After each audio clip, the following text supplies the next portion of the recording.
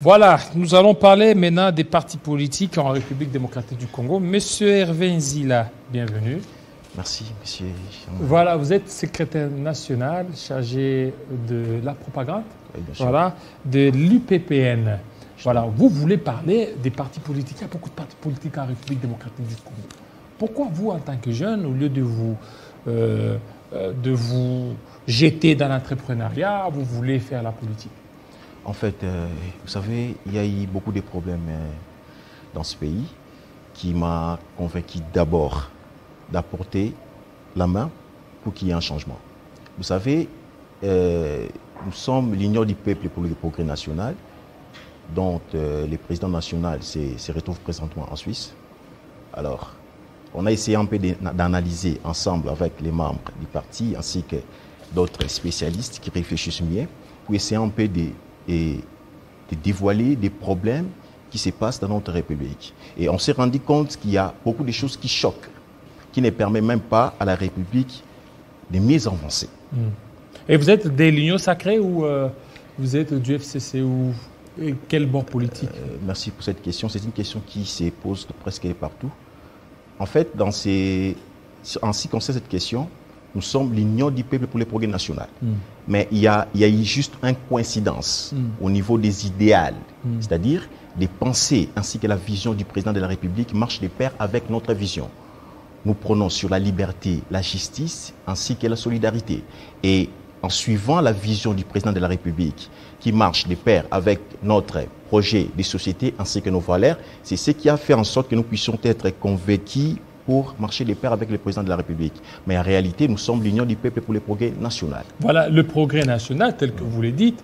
Mais comment vous allez prôner la bonne gouvernance quand on voit avec ce qui se passe, ça laisse à désirer? Les peuples ne se retrouvent pas et donc c'est un slogan. Les peuples ne se retrouvent pas, qui a dit? Oui, sur le plan social, est-ce que les peuples se retrouvent? En tout cas, c'est cette question, je ne sais pas comment je vous êtes d'abord, est-ce que vous êtes de l'Union sacrée, c'est ça? Non. On n'est pas de l'Union sacrée jusque-là. Mais nous soutenons les idéaux et la vision du président de la République. Donc vous n'êtes pas de l'Union sacrée. Ouais. Ok. Maintenant, vous soutenez les idéaux du président Félix-Antoine Tshisekedi Tshilombo, parmi lesquels il y a le peuple d'abord, le social. Est-ce que vous croyez au social actuellement par rapport à ce qui se passe? Sincèrement, monsieur Jean-David, vous savez, il y a eu un grand travail qui a été opéré dans ce pays. Vraiment un grand travail. On a eu un président de la République depuis à l'époque de l'ex-président de la République, Joseph Kabila Kabange, qui avait totalement foutu dans sa mission. C'est la raison pour laquelle vous allez vous rendre compte qu'aujourd'hui, on parle de Félix-Antoine Tshisekedi Tshilombo avec un grand changement. Il y a ceux qui ignorent. Oui, bien sûr, sur tous les plans. Quel niveau? Sur tous les plans. Sur le plan sécuritaire, sur les plans sécuritaires, sur le plan social, sur le plan économique. Sur le plan social, il y a quoi comme il y a des travaux. Vous savez, il y a des travaux qui s'effectuent. Oui, comme quoi, d'une manière pragmatique. Parce que c'est bien beau de critiquer l'autre, mais c'est pas facile de pouvoir s'auto-évaluer. Vous parlez du changement social, changement sécuritaire. Je vous pose d'abord la question, qu'on reste sous les deux paradigmes. Est-ce qu'au niveau sécuritaire, est-ce qu'il y a changement? Dans l'est de la RDC, s'il y avait changement, on n'allait pas faire appel aux troupes ougandaises. Est-ce qu'au niveau social, il y a changement? Mais jusque-là, le peuple continue beaucoup plus à se plaindre socialement. Alors, vous nous parlez des changements. Sur quelle base le peuple peut espérer qu'il y a changement? Avez-vous suivi les ministres de la Communication qui avaient donné les briefings la fois passée? Oui, là, ce sont des paroles.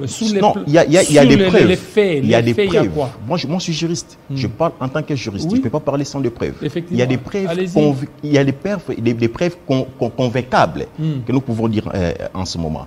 En ce qui concerne les problèmes de l'Est, il y a déjà des avancées. Comme quoi, par exemple?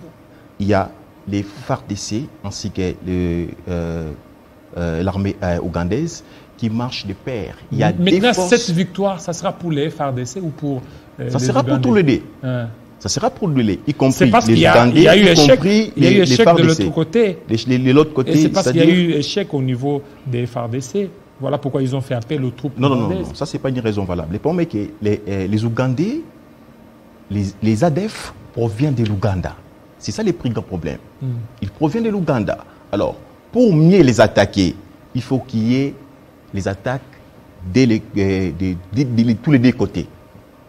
Je ne sais pas si vous comprenez. Il faut qu'il y ait des attaques des deux côtés. Du côté de la RDC ainsi que le côté de l'Ouganda. C'est la raison pour laquelle on a eu cette coopération militaire pour essayer un peu d'effacer complètement ce problème de l'Est. Et vous avez suivi les ministres de la communication qui avaient donné son point de vue et la communication en disant que non, il y a des avancées. Il y a eu la FARDC qui ont occupé un grand territoire du côté des ADF qui permet en sorte que présentement où nous parlons, il y a déjà des contrôles du secteur par rapport du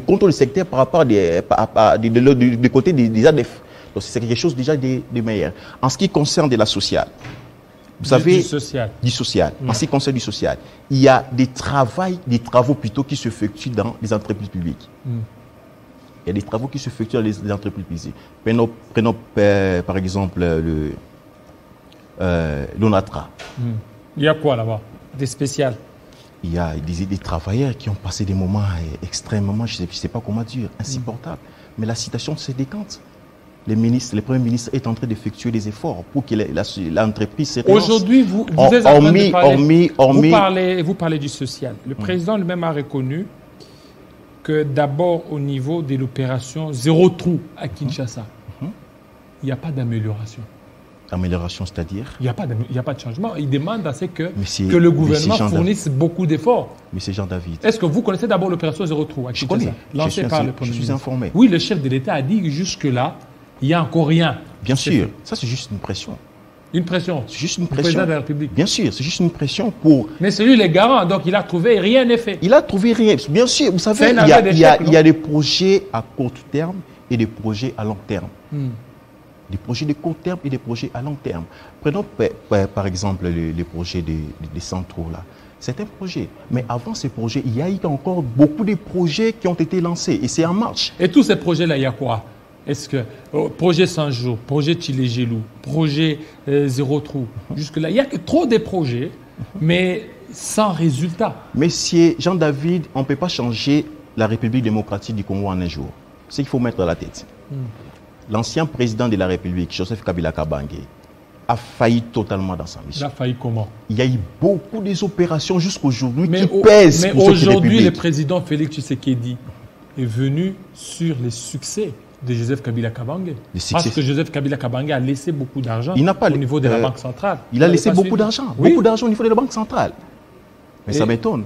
Beaucoup d'argent au niveau de la Banque centrale. Mais vous êtes politicien, non? Bien sûr. Alors, donc, si vous vous étonnez, vous allez... si vous vous étonnez de cette information, vous allez beaucoup plus inquiéter beaucoup d'argent par rapport à quoi? Les budgets de la République démocratique du Congo, les présidents Joseph Kabila Kabange. C'est de combien les budgets? Vous savez... D'abord, les budgets, c'est de combien? Les budgets présentement, là. Oui. Présentement, là, le budget, c'est incertain. Mais il y a des travaux qui se font. Non, c'est de combien? Pardon? Les budgets, c'est de combien? Les montants? Oui. Les montants, jusque-là, c'est incertain. Incertain comment? C'est incertain parce qu'il y a les 10 milliards. Des 10 milliards. Votés au niveau du Parlement. C'est incertain. Mais ça, c'est juste une vote. Mais jusque-là, il n'y a pas encore certaines. Ok, allez-y. Ok. Je disais, il y a des travaux qui s'effectuent au niveau du gouvernement. Nous devons être patients. Les partis politiques n'ont pas seulement un rôle à la conquête des pouvoirs et de l'exercer. Ce n'est pas seulement ça. Il faut qu'il y ait une coopération entre la population ainsi que les gouvernements. C'est quelque chose qui ne s'effectue pas comme il faut. Vous savez, vous ne pouvez pas envisager du coup d'occuper les pouvoirs sans pour autant passer par certains principes juridiques même de la Constitution. Vous savez, c'est la raison pour laquelle on a eu à échanger beaucoup plus avec... Et vous attendez aussi un jour occuper les postes ministériels ou présidentiels? Nous sommes politiciens congolais. On travaille pour les peuples congolais. Si ça verrait que la chance s'est présentée... La chance? Bien sûr. La chance ou le travail? Le travail. Mais pourquoi? Parce que la chance, c'est un peu incertain. Mais on travaille pour la République. Travailler pour bien sûr, mériter cela. On travaille pour la République. C'est ça même l'objectif d'un parti politique. De la chance? Mais ça marche de pair, la chance, oui, bien sûr. On ne peut pas choisir. La chance, c'est hasardeux. hasardé. Oui, c'est hasardeux. Pour ceux qui travaillent, ils ne s'attendent pas à la chance. Ils s'attendent d'abord à leur travail. Les parents nous sommes des politiciens. Et nous travaillons pour cette République. Nous sommes Congolais, nous devons travailler. On ne peut pas laisser la place aux étrangers de venir emboîter les pas, ça s'enrichir. Non, non, non. Nous sommes là pour travailler. Si ça verrait qu'on nous confie cette responsabilité, mais la confiance se mérite. C'est ce que vous devez savoir. La confiance se mérite. Si il y a cette conviction d'accorder cette chance à l'Union du peuple pour le progrès national, on ne va pas hésiter pour emboîter les pas. Voilà.